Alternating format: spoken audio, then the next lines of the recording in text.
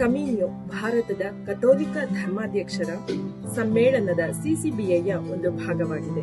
ಗ್ರಾಮೀಣ ಮತ್ತು ಸುವಾರ್ಥ ಕೇಂದ್ರಗಳಲ್ಲಿ ಸೇವೆ ಸಲ್ಲಿಸುತ್ತಿರುವ ನಮ್ಮೆಲ್ಲ ಧರ್ಮ ಕ್ಷೇತ್ರಗಳು ಹಾಗೂ ಧಾರ್ಮಿಕ ಸಭೆಗಳಿಗೆ ಸಹಕಾರ ನೀಡುವುದು, ಬೆಂಬಲಿಸುವುದು ಹಾಗೂ ಉಳಿಸುವುದು ಇದರ ಮುಖ್ಯ ಉದ್ದೇಶವಾಗಿದೆ.